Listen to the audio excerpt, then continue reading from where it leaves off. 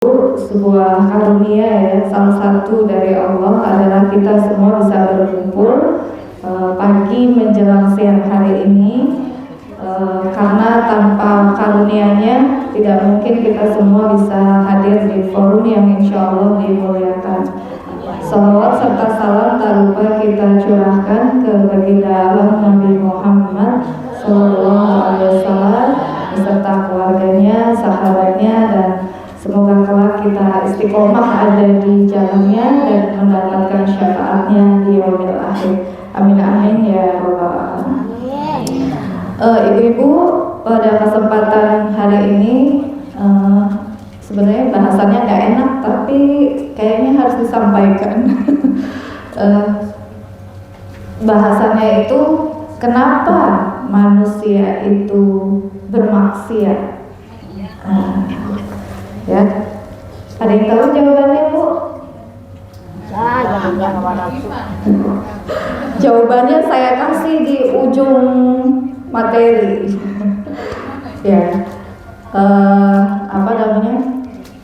Jadi kita akan bahas maksiat itu apa, jenis maksiat itu apa saja gitu ya, dampaknya bagaimana, dan baru di ujung kita jawab pertanyaan kenapa manusia itu bermaksiat gitu. Ya, pertama yang ingin saya angkat, ada nggak manusia yang luput dari dosa? Ada. Ya, makanya benar. Ya, jadi karena manusia itu tidak luput dari dosa, maka yang bisa kita lakukan hanya meminimalisir, mengurangi, menjaga supaya dosanya, kalaupun melakukan lagi, ada kebaikan yang menutupi, kan gitu ya. Nah, maka tidak ada salahnya kita bahas materi ini. Sebagaimana Rasulullah SAW bersabda, kullu bani Adam khotok. Jadi setiap anak Adam, kita nih manusia itu pasti punya salah. Wa khairul khotoin, dan sebaik-baik kesalahan itu adalah yang at-tawwabun, dia bertaubat. Ya. Karena manusia tadi nggak luput dari salah, maka ya kalau udah sadar itu salah harus bertaubat. Gak apa-apa, Bu, salah taubat gitu. Tapi nggak juga udah tahu salah dikerjakan lagi. Dalam arti kita bisa jadi salah di satu hal karena nggak tahu, setelah tahu kita bertaubat. Terus ternyata ada hal lain yang kita kerjakan dan ternyata kita juga nggak tahu, maka ketika tahu itu salah bertaubat lagi. Jadi maksudnya melakukan kesalahan bertaubat itu bukan di kesalahan yang sama. Karena kalau manusia melakukan kesalahan yang sama berkali-kali, berarti dia lebih rendah dari keledai. Karena ya cuma keledai yang jatuh ke lubang yang sama lebih dari satu kali. Nah, apa itu maksiat? Ada yang tahu, ibu-ibu, maksiat itu apa? Apa, Bu? Apa yang bertentangan sama? Ya, maksiat secara bahasa itu adalah al-huruj anit ta'at. Jadi keluar dari ketaatan. Ya, secara bahasa yang disebut maksiat itu adalah ketika seseorang itu keluar dari ketaatan. Jadi kita ada di jalan yang bukan jalan yang lurus, ya. Berarti ketika kita keluar dari jalan itu, maka kita terkategori maksiat itu secara bahasa. Nah, secara istilah, maksiat itu adalah perbuatan yang haram, ya. Jadi perbuatan haram yang disengaja, maka itu terkategori maksiat. Karena ada juga orang yang melakukan perbuatan haram itu enggak disengaja. Nah, jadi secara istilah, apa itu maksiat? Maksiat itu adalah setiap perbuatan haram yang disengaja lakukan. Perbuatan haram itu maksudnya apa? Perbuatan yang wajib dikerjakan kemudian ditinggalkan, atau perbuatan yang dilarang dikerjakan kebalikannya. Nah, itu terkategori perbuatan maksiat. Terus ada juga makruh. Makruh itu apa? Makruh kalau dikerjakan dilarang, kalau aja dapat pahala. Iya, betul. Ibu keren banget. Iya, jadi makruh itu kalau dikerjakan tidak berdosa, tapi kalau nggak dikerjakan berpahala.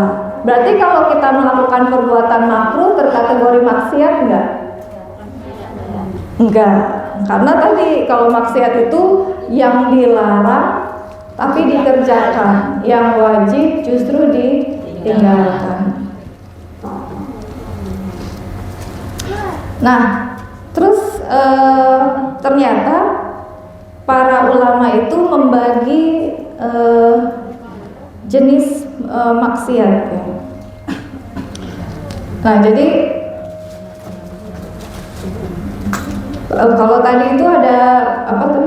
Maksiat itu adalah perbuatan haram yang sengaja dikerjakan. Karena ada juga perbuatan haram sebenarnya awalnya nggak disengaja. Contohnya apa ya? Contohnya misal ibu-ibu masih nonton sinetron nggak sih Bu? Gak punya TV Bu.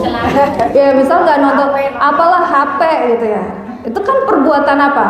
Mubah, ya kan? Nonton TV. Ini kita belum ngomongin kontennya ya. Kontennya tuh konten yang nggak mengantarkan pada keharuman ya. Misal nggak ada adegan yang aneh-aneh gitu. Cuma nonton sinetron apa Bu? Cinta-cintaan. Korea. Ya misal itu ya, tapi ini enggak yang ada adegan yang enggak baiknya ya. Sebenarnya walaupun adegan tidak baiknya juga ada ya. Ya misal, atau kalau bapak-bapak mungkin nonton bola, misal gitu ya. Kan nonton bola tuh nonton olahraga, misal gitu. Nah awalnya nonton itu kan hukumnya apa? Mubah. Nah, tapi akhirnya tuh dengar azan. Ya, azan harusnya sholat, harusnya dimatiin. Iya, Tapi nggak semua orang bisa melakukan hal tersebut. Oh, baru azan, ntar dulu, ya kagok gitu. Ya komat, ntar dulu lagi. Jam 1, ntar dulu lagi. Jam 2, ntar sampai waktu sholat zuhur habis dan dia nggak mengerjakan sholat zuhur. Nah maka itu awalnya nggak sengaja tapi tergelincir. Ya. Nah maka harus hati-hati Bu sama perkara mubah. Karena perkara mubah itu kan sesuatu yang dibolehkan. Tapi kalau ternyata perkara mubah ini justru mengantarkan pada keharuman, maka kita jatuhnya berdosa gitu. Mana harus lebih baiknya dengking, ngedengking sholat. Enggak semua kayak ibu.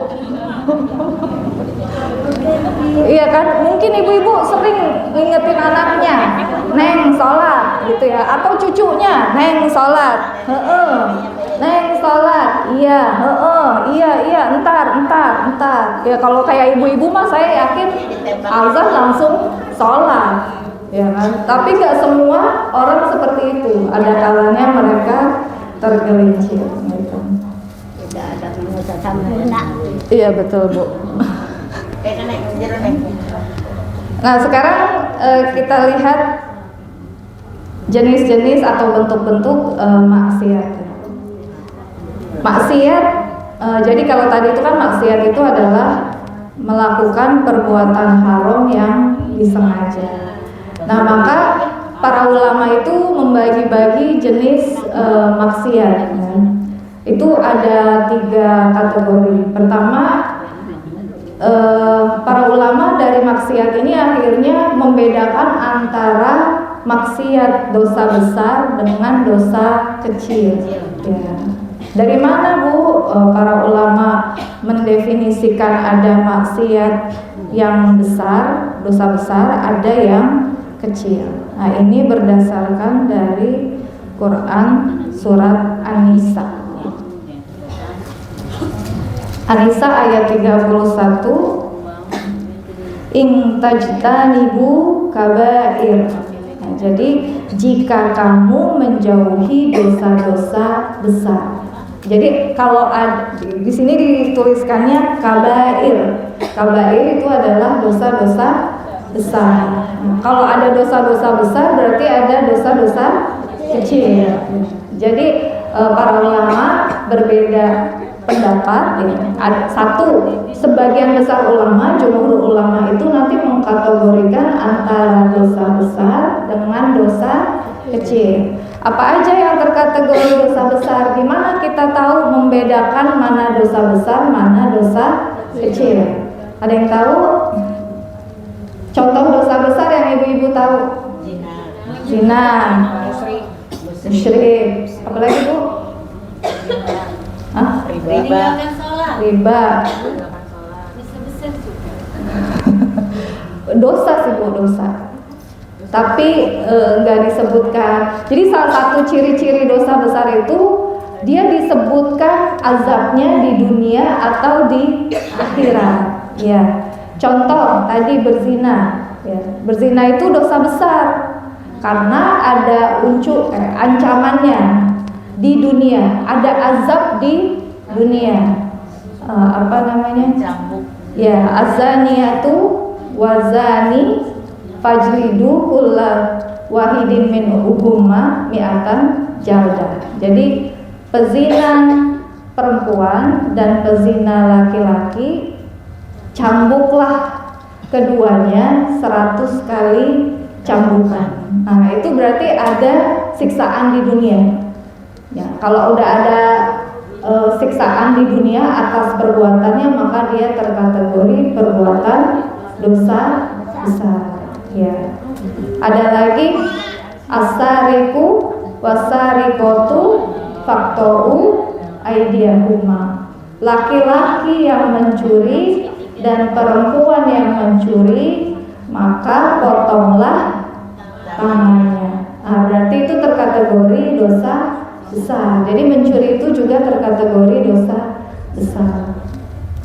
Coba ibu-ibu perhatikan, kalau pencuri yang didulukan itu laki-laki, sariku wasarikotu, tapi giliran berzina yang didulukan perempuan, azaniyatu wazani.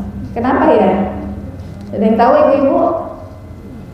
Para ulama menyatakan karena yang mencuri itu lebih banyak laki-laki. Karena memang kaitannya sama mencari nafkah yang susah. Akhirnya laki-laki itu lebih banyak potensi mencurinya dibandingkan perempuan. Sebaliknya, giliran berzina yang paling banyak perempuan. Karena yang menggoda siapa? Iya, perempuan Bu, bajunya kan kebuka. Iya. Jadi beda tuh giliran pencuri laki-laki dulu yang disebut, ketika berzina perempuan dulu yang disebut gitu. Nah, itu diantara. Atau murtad, man badala dinahu faktulu. Siapa saja yang mengganti agamanya maka faktulu. Faktulu tuh bunuh. Jadi orang yang murtad itu terkategori dosa besar karena Rasulullah menyatakan siapa saja yang murtad maka dia harus dibunuh. Nah, itu diantara dosa besar. Jadi kalau dosa besar itu nanti disebutkan sanksinya di dunia maupun di akhirat. Kalau dosa kecil tidak disebutkan gitu ya, dosa sanksinya di ayat atau di hadis. Nah, kedua ada juga ulama yang membagi ketiga. Jadi ada dosa besar, dosa kecil, sama fahisyah. Fahisyah itu berarti kejam. Iya benar ya, kejam. Nah, itu yang kedua. Nah, yang ketiga ada ulama yang menolak semua dosa tuh sama. Dosa yang namanya dosa tuh ya dosa besar, nggak ada dosa besar, nggak ada dosa kecil gitu. Jadi ini jenis-jenis ya maksiat atau maksiat itu ternyata ada ulama yang mengatakan terkategori dosa besar, dosa kecil, ada yang menyatakan semua dosa itu dosa besar karena berarti membangkang dari aturan dan larangan Allah. Yang ketiga, ada yang mengklasifikasi jadi dosa besar, dosa kecil, dan fahisyah. Nah intinya ya semuanya dosa. Berarti sebenarnya dilarang tapi dikerjain, atau wajib tapi ditinggalkan. Nah itu untuk jenis-jenis maksiat. Nah kemudian ternyata maksiat itu ada maksiat yang disukai, ada maksiat yang tidak disukai.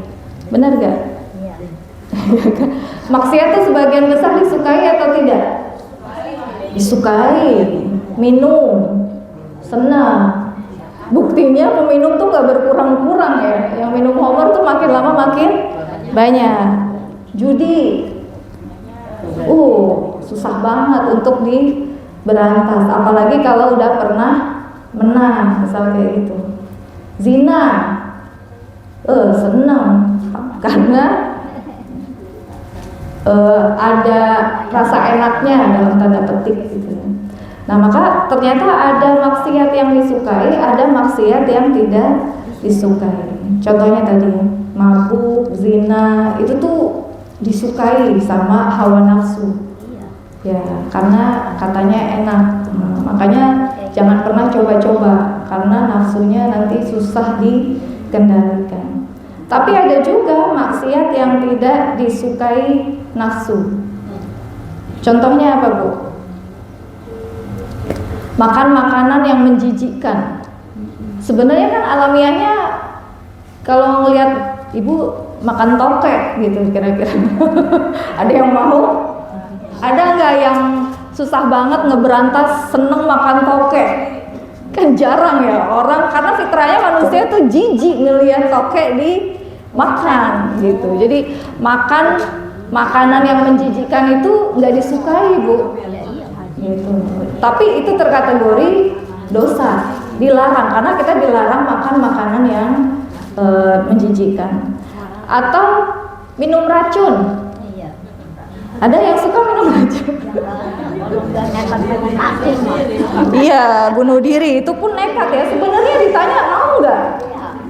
Nggak mau. Jadi sebenarnya manusia itu nggak suka. Nah, makanya untuk membedakan mana maksiat yang disukai sama tidak itu beda perlakuannya. Kalau yang tidak disukai nggak ada tuh, Bu, sebutan. Coba bayangin kalau udah minum racun, mulutnya berbusa-busa, badannya kelengan, terus masih harus dicambuk, kira-kira gimana tuh? Gitu. Jadi nggak ada tuh kayak gitu. Tapi giliran berzina itu ada ketegasan. Jadi selain larangan nggak boleh, tapi juga ada sanksi yang tegas. Kenapa? Karena nafsu itu menyukai itu. Maka untuk memutus hal-hal yang seperti itu, maka ada ketegasan. Beda dengan makan makanan yang menjijikan, misal dilarang saja, tapi tidak ada bentuk siksaan yang mengikuti ketika mereka melakukan hal tersebut. Nah itu perbedaan antara maksiat yang disukai dengan maksiat yang tidak. Mencuri itu juga disukai, bahkan sampai ada penyakit klepto. Ya, karena memang seneng seneng ngambil, cuman penghapus, misal itu diambil kenapa? Pulpen doang. Iya, pulpen, penghapus misal. Tapi karena hawa nafsu suka ngambil sesuatu yang bukan miliknya. Nah, maka nanti kalau mencuri itu sampai ada dipotong tangannya untuk membuat orang lain itu tidak mau melakukan hal yang sama. Benar. Nah, maka untuk maksiat yang tidak disukai itu cukup dengan diancam, jangan misal gitu, hentikan misalnya gitu, karena merupakan sesuatu yang tidak disukai nafsu. Tapi untuk yang disukai ya, maka sebenarnya benteng yang paling kuat yang bisa menghalangi maksiat itu adalah takut kepada Allah. Nah, tapi takut kepada Allah tuh nggak kayak sesuatu yang otomatis ketika muslim itu dia langsung takut kepada Allah. Nggak ada, Bu. Dia nggak sepaket, oh saya muslim berarti saya takut sama Allah, tuh nggak sepaket. Takut sama Allah itu berkaitan lagi nanti dengan keimanan. Keimanan itu nanti berkaitan dengan seberapa besar, seberapa jauh kita mengupayakan untuk mengkaji Islam, makin mencintai Allah dan seterusnya. Jadi nggak otomatis orang yang beriman atau muslim itu otomatis langsung takut sehingga mereka tidak melakukan dosa-dosa besar. Nah itu kita udah bahas pengertiannya, udah bahas jenis-jenisnya. Kemudian sekarang kita bahas dampak maksiat. Apa aja dampak maksiat? Dampak maksiat itu bisa terjadi di dunia, bisa juga terjadi di akhirat. Di akhirat sudah pasti orang yang bermaksiat akan dimasukkan ke neraka. Ya. Jadi apa dampak maksiat di akhirat? Dampak maksiat di akhirat itu adalah akan dimasukkan ke neraka. Bahkan sebelum neraka itu udah banyak siksaannya ya, perjalanannya susah dan seterusnya. Itu dampak maksiat di akhirat. Nah, dampak maksiat di dunia itu ada dua. Ada yang bisa diindra, artinya bisa kelihatan, bisa dirasakan. Ada juga yang tidak terindra. Nah, apa ibu-ibu? Maksiat di dunia ada yang bisa diindra, ada yang tidak bisa diindra. Yang bisa diindra itu maksudnya kelihatan ya. Contoh misal tadi mencuri, kan kelihatan ya, hukumannya harus dipotong tangannya. Nah berarti kita bisa melihat, oh itu dosa besar. Oh dampak maksiat mencuri itu tangannya akan dipotong. Itu yang kelihatan. Atau membunuh. Nah, itu juga dampak maksiatnya kelihatan. Kalau membunuh itu balasannya apa? Dua pilihannya, dibunuh lagi, atau kalau keluarganya mengampuni, dia bayar dia. Ya, itu tuh yang kemarin kasus penyekapan. Itu tuh harusnya keluarganya dapat banyak onta, Bu. Iya, yang di Bandung. Iya. Itu kategorinya jinayat. Jadi hati-hati kalau melukai orang di dalam Islam itu ada sanksinya, ada dampaknya. Misal ada orang nggak sengaja ya, ada orang nabrak motor dari belakang, ternyata jarinya putus satu, berarti diganti berapa tuh? Kalau sekarang kan cuma minta maaf diganti biaya pengobatan. Kalau dalam Islam nggak bisa, Bu. Jari kita tuh ada berapa?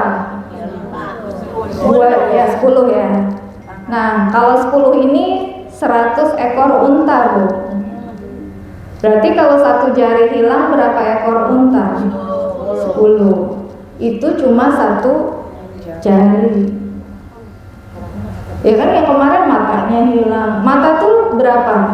Jadi cara gampangnya itu setiap anggota tubuh jumlahnya berapa itu nanti diganti dengan 100 unta. Jadi kalau mata kita punya 2, kalau hilang 1 harus bayar diat itu 50.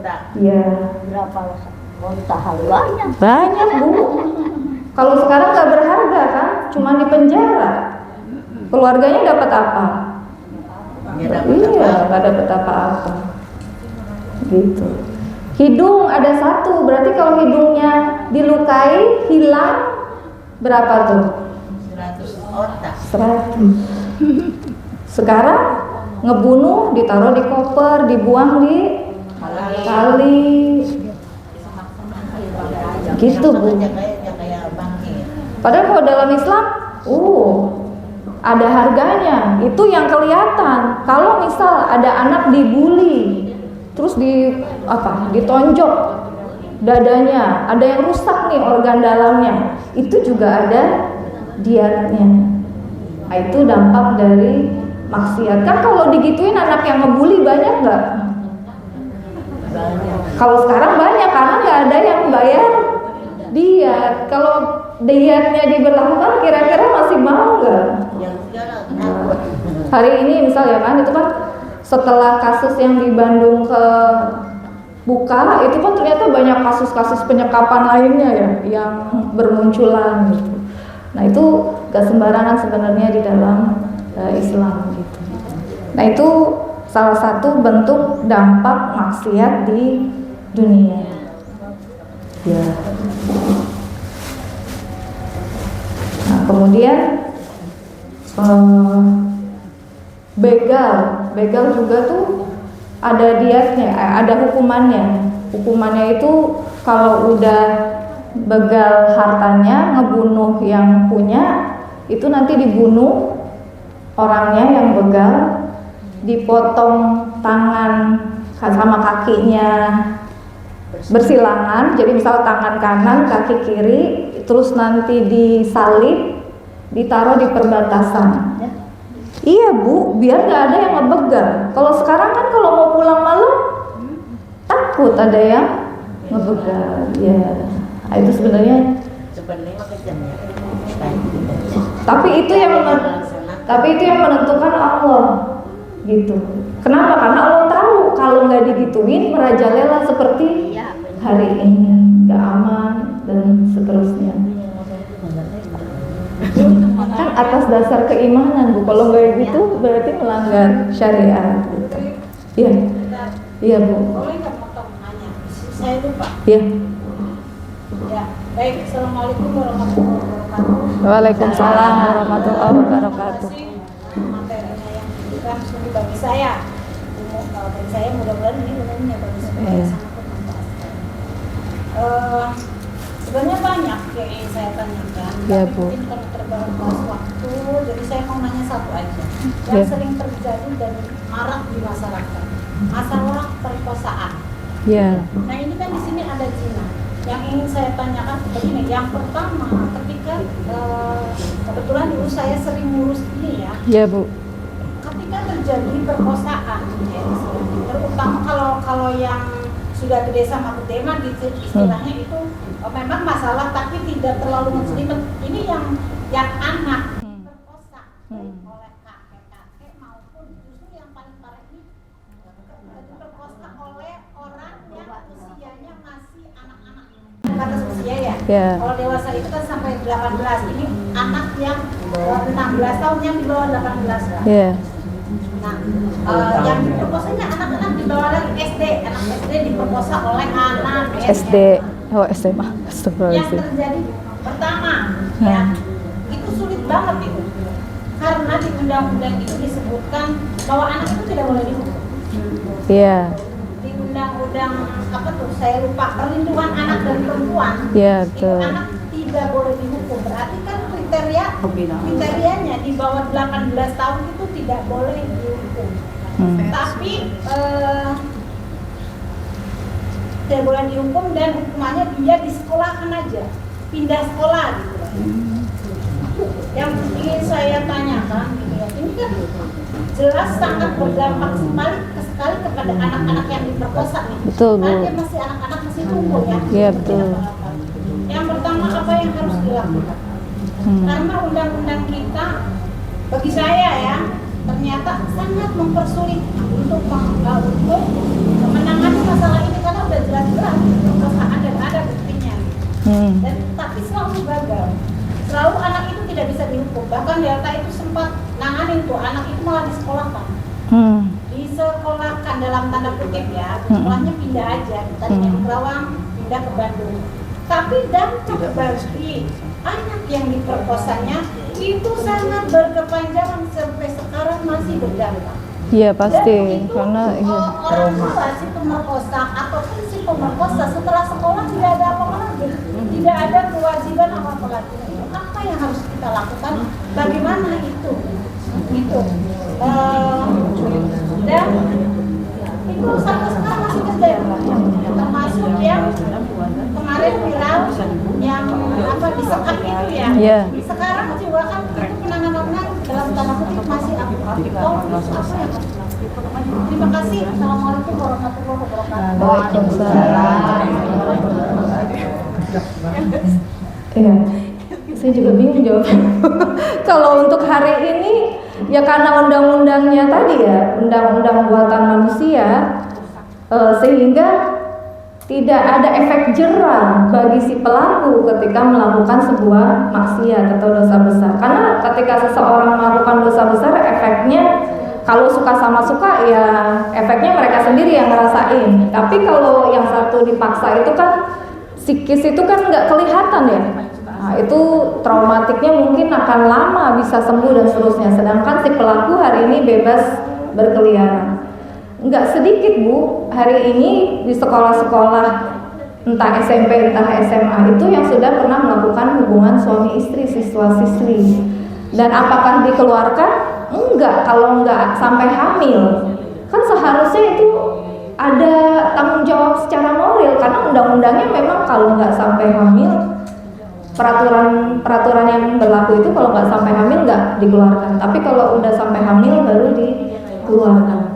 Nah ini kan berbahaya karena nanti menganggap itu biasa, diceritain ke temennya akhirnya terinfluence ya, terpengaruh terus melakukan dan seterusnya. Ini berbahaya.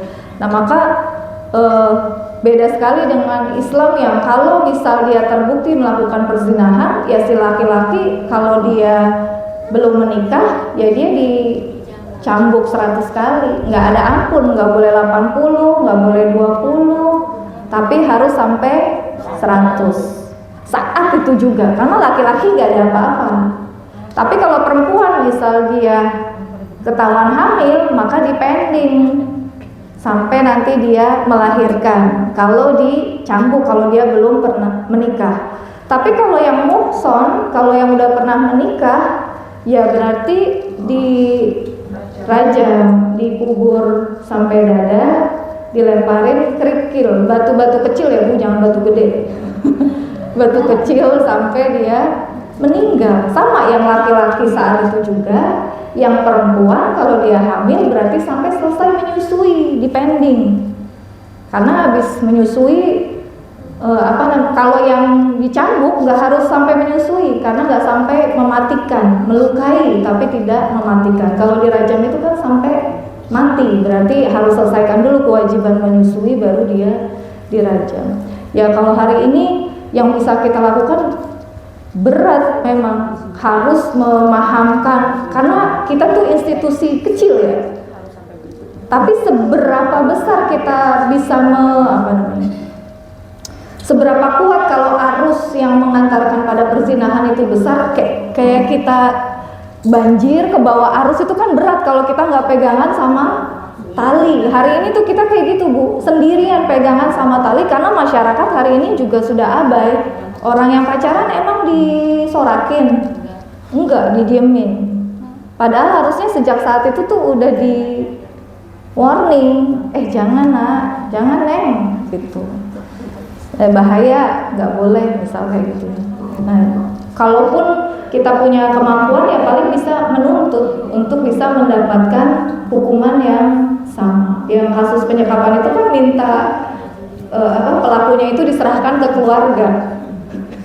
Ya entar itu mau digebukin kayak gimana ya babak belur. Tapi kan negara kan nggak bisa, undang-undangnya tetap melindungi kan kayak gitu.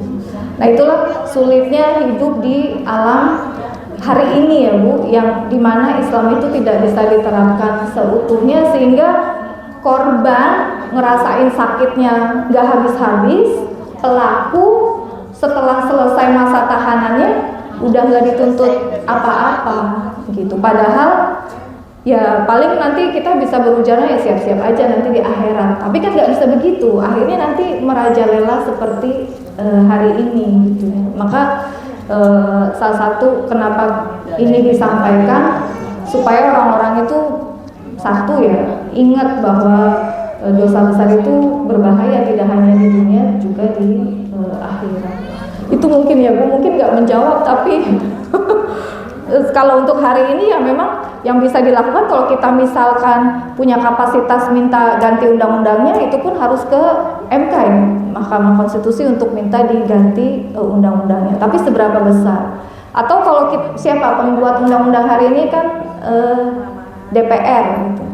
Tapi DPR ternyata parpol juga misal punya punya kepentingan tertentu gitu, maka tidak semudah itu untuk bisa mengganti sebuah undang-undang di Indonesia gitu. Maka ya udah dicerdaskan aja rakyatnya supaya nanti makin cerdas, makin minta perubahan gitu ya, tidak hanya ganti 5 tahun sekali tapi ganti secara hakiki gitu. Mungkin itu Bu, nggak menjawab kayaknya. Karena kalau untuk hari ini memang berat ya, satu-satunya supaya orang merasakan efek jerahnya ya harus begitu. Terus satu lagi ya, kesalahan hari ini itu adalah membedakan anak di bawah umur dengan balik. Nah itu juga salah. Kalau 16 tahun itu udah balik, maka dia akan mendapatkan hukuman yang setimpal dengan orang yang 20 tahun atau lebih sebenarnya. Jadi waktu zaman dulu ya di salah satu pertempuran di Yahudi Bani Quraizoh itu salah satu hukuman bagi orang Yahudi saat itu karena sudah berbuat yang zalim kepada Madinah dan kaum muslim, itu akhirnya laki-laki yang sudah balik itu dibunuh. Nah, salah satu melihat ciri-ciri orang yang sudah balik kan, mohon maaf, melihat tumbuh bulu yang tumbuh di kemaluan. Nah, sebenarnya itu alat ukur gitu ya untuk mengetahui oh dia sudah balik atau belum gitu. Nah, itu salah satu kesulitan kita hari ini ketika undang-undangnya tidak sejalan dengan Islam. Anak yang seharusnya kategorinya sudah balik sudah harus bertanggung jawab atas perbuatannya dilindungi karena masih anak di bawah umur, belum 17 tahun, belum punya KTP. Padahal kalau suruh mukul tenaganya bisa jadi lebih kenceng dari orang yang umurnya 40 tahun gitu. Itu salah satu dampaknya. Ya itulah ya, makanya berat sekali memberantas kriminalitas di negeri ini gitu. Ibu-ibu masih bisa dilanjut?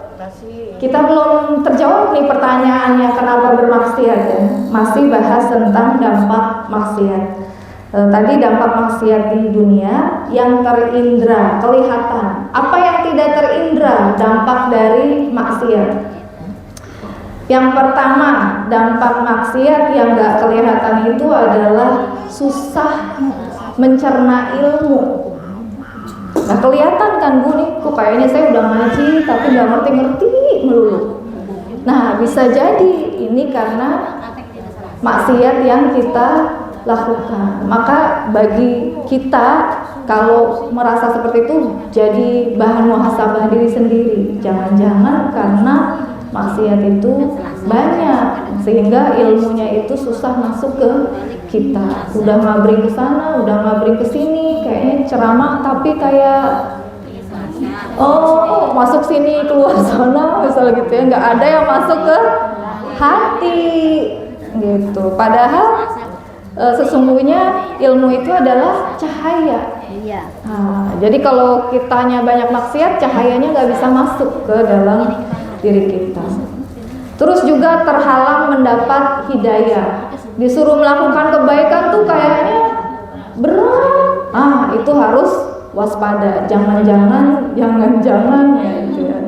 Iya, diajak ke sini nggak mau, diajak ngaji ke sana nggak mau, disuruh ngaji tahsin nggak mau, disuruh datang kemana nggak mau.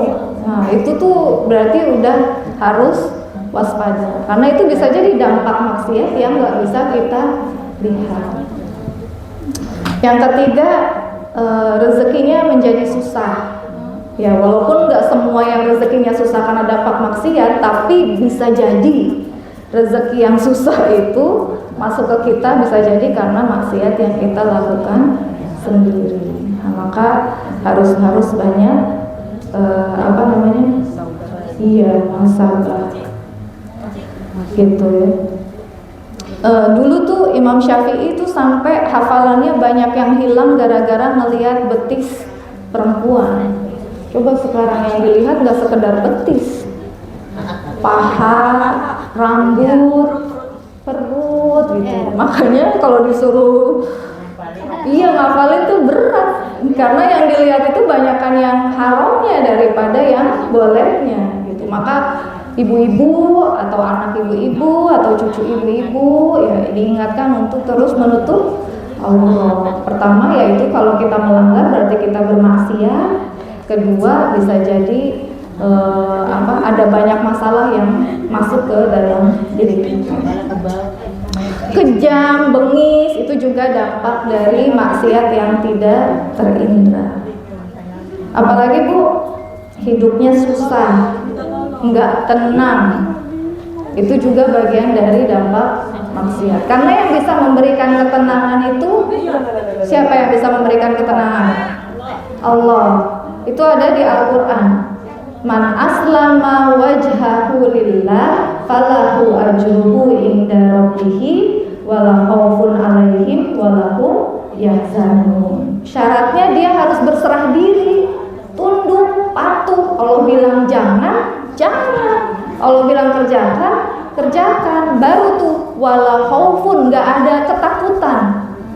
Ya kan, nggak takut gimana nasib kita ke depan, nggak overthinking. Kalau bahasa anak-anak hari ini bisa jadi overthinking tuh karena kita nggak pasrah, nggak takut, nggak tunduk, nggak patuh. Akhirnya overthinking, gimana kalau nanti saya kena sakit ini, gimana kalau nanti ke depan saya dapat suami yang begitu, gimana nanti kalau ke depan saya nggak punya uang gitu.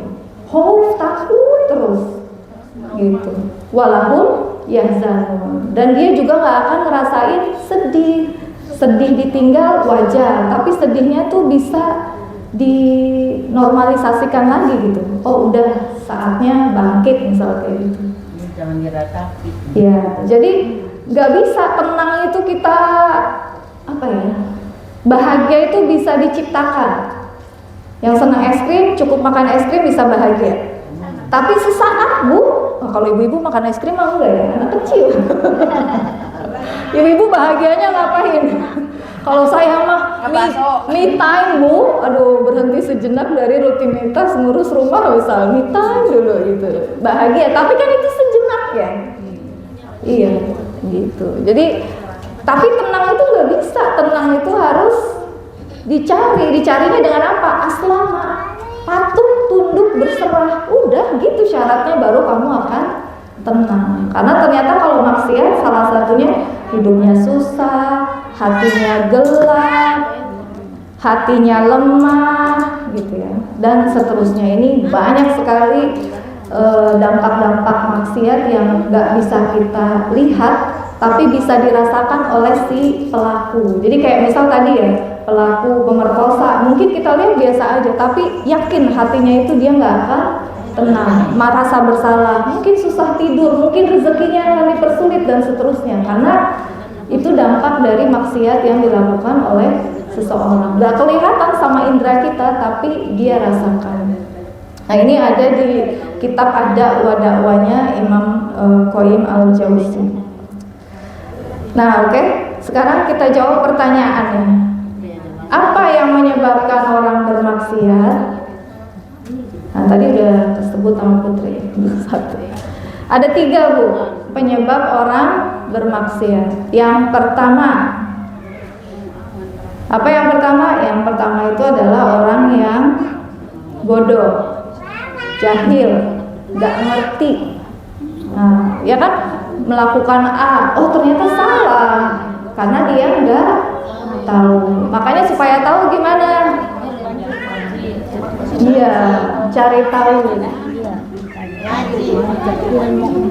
Jadi kalau lagi pas ngaji, dengerin. Kalau nggak ngerti, misal bertanya. Kalau ngerti, Jangan dikip buat sendiri.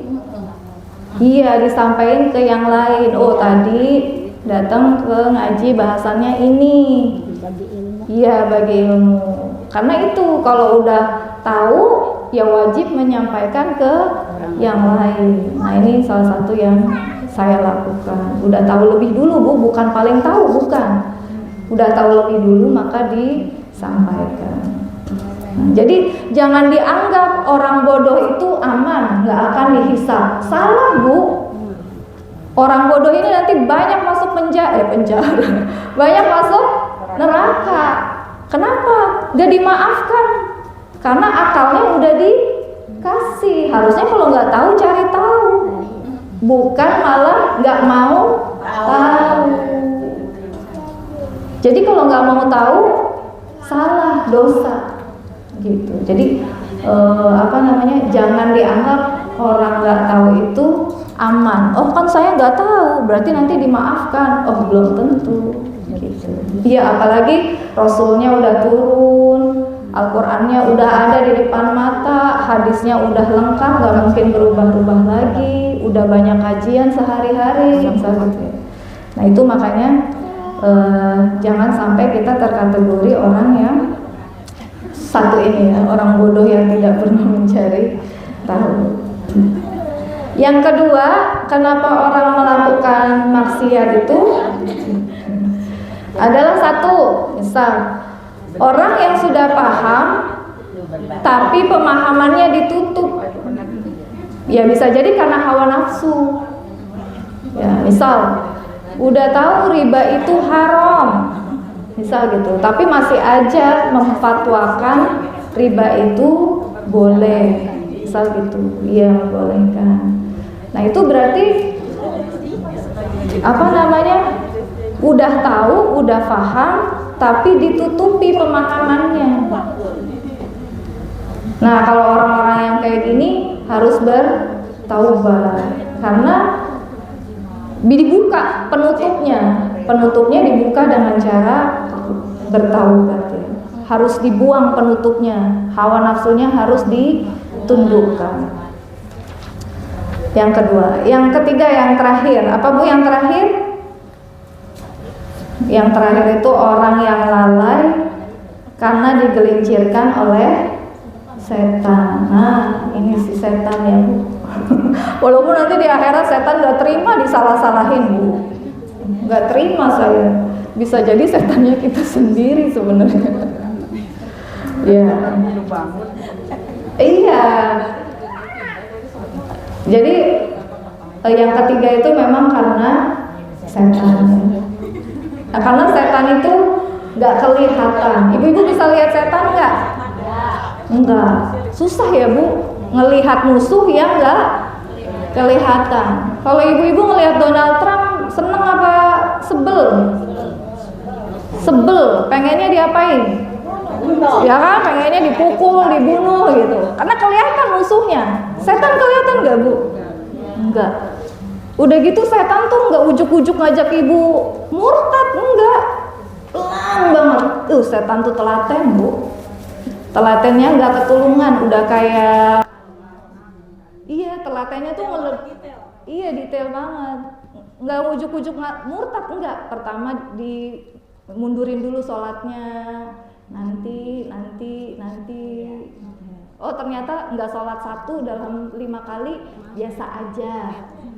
Nah, nanti berhasil mengurangi jatah sholatnya, nanti nggak sholat sama sekali, misal gitu. Lucu banget loh ini dari tadi. Gak apa-apa Bu, dia mau ngaji sini Neng. Di dalam. Nah itu ya. Jadi setan itu tuh musuh yang tidak kelihatan. Maka kita harus waspada. Udah gitu setan kalau